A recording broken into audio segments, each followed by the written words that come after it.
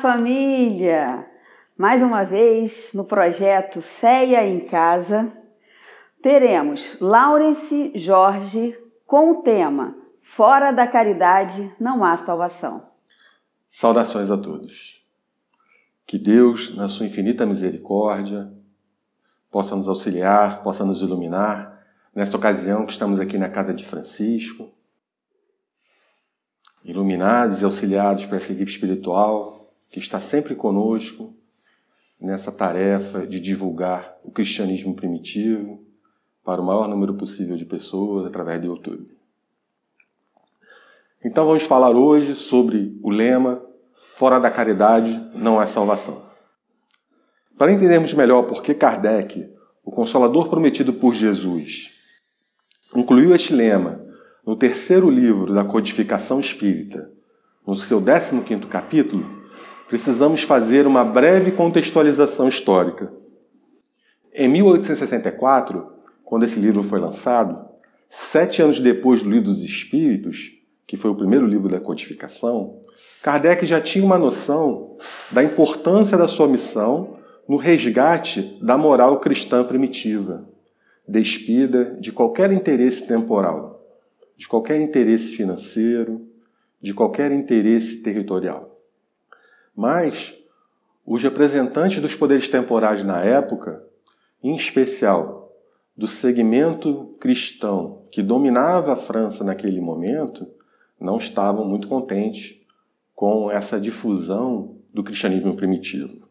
Principalmente porque esse segmento do cristianismo, através de dogmas, que são verdades e imposições que não podem ser contestadas, e através de rituais, tentaram segregar os seus seguidores do restante dos nossos irmãos, do restante das outras pessoas que professavam outras fés ou seguiam outras filosofias de vida. Infelizmente, tal modo de proceder não se restringiu à esfera religiosa, à esfera filosófica. Também foi utilizado como pretexto e muitas vezes como autorização para guerras e para a escravidão. Em conjunto com a própria segregação, são mazelas frontalmente condenadas por Jesus em todos os seus ensinamentos. Embora atenuados pelos pouco mais de 150 anos que nos separam de Kardec, tal estado de coisas ainda persistem no nosso dia a dia. Embora saibamos que através da doutrina consoladora que nada é por acaso, que o que aconteceu na época de Kardec, o que acontece hoje e o que acontecerá conosco no dia de amanhã é fruto das nossas escolhas como seres inteligentes e dotados de livre-arbítrio que somos, mais do que nunca, nós precisamos nos esforçar para difundir essas máximas cristãs que vão transformar esses frutos amargos que estamos experimentando agora nos doces frutos que todos nós queremos no nosso futuro. Então, com este intuito, o codificador, inspirado pelos espíritos superiores, pelos ensinamentos de Jesus e pelas cartas de Paulo, o apóstolo dos gentios, auxilia o nosso desenvolvimento com este lema que transcende todos os segmentos e movimentos religiosos, todas as filosofias, todos os poderes temporais, todas as épocas, com um único objetivo: unir com ações todas as criaturas humanas, irmãos que somos, filhos do mesmo Criador, soberanamente bom e justo, em torno da única forma de felicidade plena a que temos acesso no nosso lindo planeta de provas e expiações a caminho da regeneração: o amor. O amor aqui discutimos em uma das suas mais lindas facetas, a caridade. Para facilitar o entendimento, vamos dividir esse lema em 2 partes? Fora da caridade é a primeira parte. Mas o que é caridade? Mesmo que entendamos caridade como descrito em alguns repositórios de conhecimento, onde o termo é descrito como ação de doação voluntária de ajuda aos necessitados, como ato humanitário, e colocássemos esse conceito em ação, já estaríamos nos tornando mais humanos, já estaríamos progredindo, não é verdade? Apesar de ser muito importante ajudar os nossos irmãos, passando pelas provas da pobreza e das calamidades de toda sorte, não estaríamos fazendo isso de forma automática, impelidos pelos acontecimentos, incentivados pelos formadores de opinião? Também não é verdade que tão logo cesse a divulgação daquela calamidade, ou tão logo aquele fato deixe de nos impactar emocionalmente, nós voltamos ao normal? Estudando a doutrina espírita, e assim a moral cristã primitiva, temos a chance de entender a caridade como ações fraternais, que vão muito além da ajuda material aos necessitados que já comentamos. Nos entendendo como espíritos imortais, evoluindo através de inúmeras reencarnações, através das eras, a nossa responsabilidade conosco e com os nossos irmãos encarnados e desencarnados que nos cerca aumentam muito, assim como o nosso ânimo. O que nos ajuda a deixarmos as nossas lamentações de lado quando nos perdoamos e perdoamos o nosso próximo, pelas ofensas que trocamos e pelas ofensas que nos auto-inferimos, aumentando gradativamente o nosso grau de autoconhecimento. Finalmente, derrubamos as muralhas que construímos em torno de nós mesmos. Deixamos de projetar no nosso próximo as nossas próprias mazelas morais. Tem um provérbio português que diz que a caridade começa em casa. Mas, na verdade, não começa na nossa casa física, mas começa na nossa casa espiritual, nos nossos corações. Pois, para sermos caridosos, nesse sentido espiritual mais amplo, primeiro precisamos ser caridosos interiormente, para só depois sermos capazes de compartilhar esta luz que se acende em nossas almas com os nossos irmãos à nossa volta. Com a paz que se instala internamente, automaticamente nos damos conta das inúmeras bênçãos que recebemos, silenciosa e continuamente. Agradecemos a Deus a felicidade de encarnar em um planeta tão belo, com tantas oportunidades de evoluirmos moralmente, em todos os momentos das nossas vidas. A caridade se expande muito além das questões materiais. Para fazer uma ligação com a segunda parte, onde falaremos sobre a salvação, vamos voltar ao capítulo 15, onde Kardec cita o Evangelho de Mateus, no capítulo 22, nos versículos 34 a 40. Mas os fariseus, tendo sabido que ele tapara a boca dos saduceus, se reuniram. E um deles, que era doutor da lei, foi propor-lhe uma questão para o tentar. Mestre, qual o grande mandamento da lei? Jesus lhe respondeu: Amarás o Senhor teu Deus de todo o teu coração, de toda a tua alma, de todo o teu espírito. Esse, o maior e o primeiro mandamento. E aqui está o segundo, que é semelhante ao primeiro. Amarás o teu próximo como a ti mesmo. Toda a lei e os profetas se acham contidos nesses dois mandamentos. Aqui, Jesus, com toda a sua sabedoria, resume as leis divinas. Os dois mandamentos têm em comum uma única palavra: amarás. Será essa a chave para a salvação? Se for, o que é o amor? Como amar a Deus? Como amar o meu próximo, como a mim mesmo? Cada filósofo, cada um de nós em seu íntimo, terá sua própria interpretação, não é mesmo? Já que cada um de nós é um universo em si mesmo.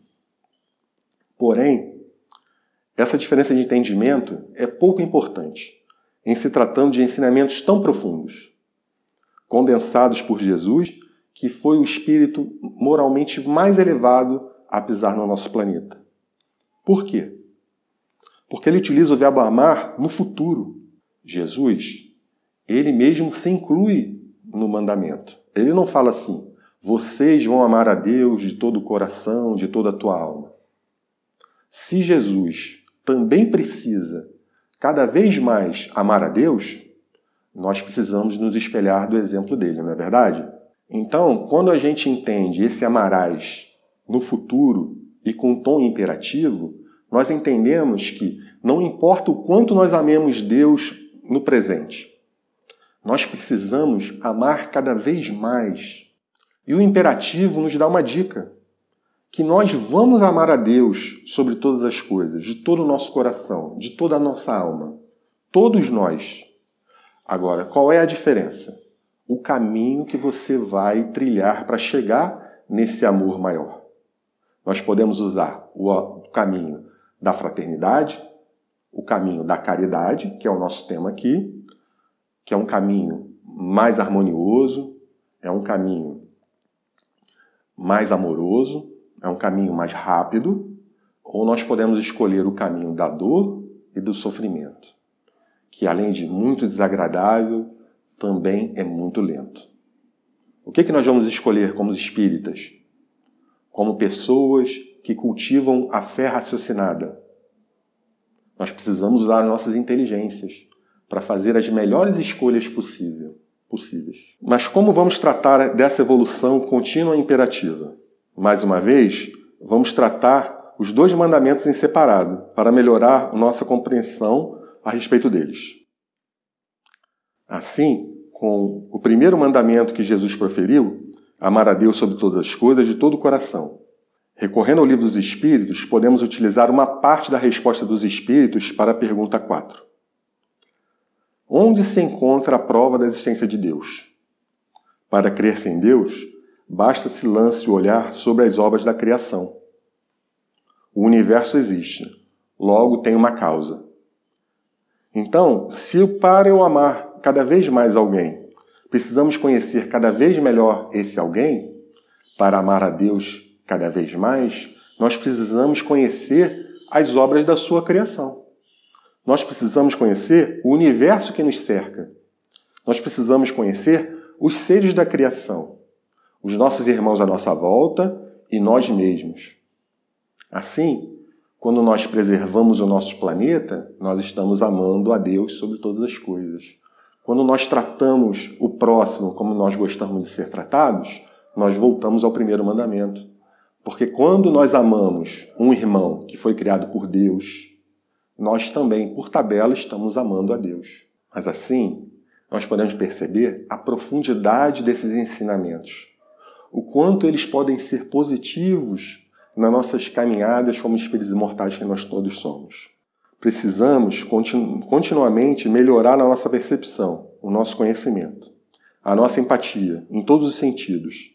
E, por fim, com a responsabilidade do entendimento, fazer bom uso dessa condição, nos amando e amando os outros ao nosso redor.